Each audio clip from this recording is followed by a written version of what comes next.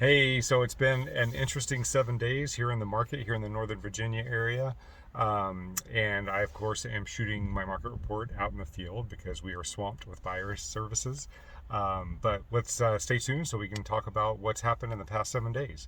My name is Sean Price. I'm with the Price and Price Group here at eXp Realty.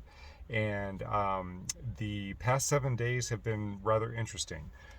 We've had two buyers that were able to get under contract. One only competed against one other offer and was able to get under contract for only $5,000 above the asking price. And another buyer was able to get under contract for the actual asking price with no competition. But we also had a buyer that went up against 12 different offers, and that property went for $100,000 over ask. So there are pockets of opportunity and pockets of property that are starting to present where buyers are facing less competition.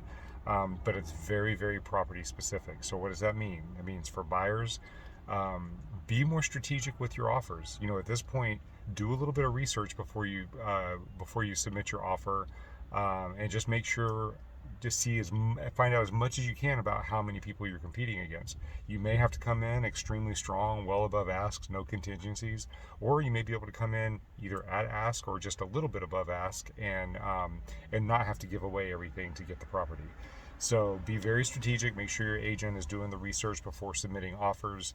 On the sell side, properties are still going at a premium. They're still going very, very well. If it's a great price property and it is in great condition, these properties are going well above ask with a lot of competition. But we're seeing a lot of people who are putting properties on that are kind of dependent on the market of 4 to 6 weeks ago, where they could just throw a property on the market, get multiple offers, and walk without having to do anything. Either unrealistic with their condition of their property, or they're unrealistic with the expectation of what they're willing to accept. I've seen two different properties this week where the seller received multiple offers in the first weekend. They had a number that was way above what they were advertising the property to be sell for, or the advertising the property price. They had a number that was way above that is what their target price was. They both got offers well above ask, but it didn't hit that astronomical number that they had, so they refused the offers. And what's ended up happening is now they've been sitting on the market for 2 and 3 weeks. So now all the offers are getting lowball offers. So they're having to get really realistic with their property and either sit with the property, or take a number that is even less than what they could have gotten had they accepted them that first round. So sellers, it's still a great time to sell and to get that top dollar, but you have to be realistic. You just have to be realistic as far as what price point you're willing to take, and you have to be realistic as far as the condition of the property, because there is an increase in inventory, especially this week. There's been a significant increase in inventory, so you have more competition. Okay, so sellers have to be strategic, have to be realistic, but you can still get top dollar. It's still a great market to sell in. Buyers, you have to do some more due diligence before you submit an offer to see if you maybe don't have to throw so much at an offer. You might have to be very, very aggressive, but it's not every property like it used to be. It's more property specific. All right, so let's get to the graph so we can actually see statistically what's going on and why this is the pulse of what we're feeling in the market.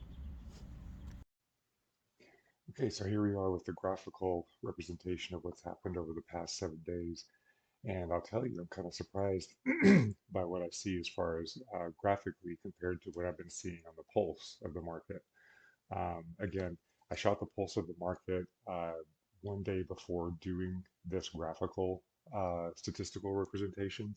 And in that one day, we had seven showings that were scheduled for today, and four of those have gone under contract prior to even coming on the market. So I'm really kind of surprised to see what I'm seeing here statistically. So let's look at this.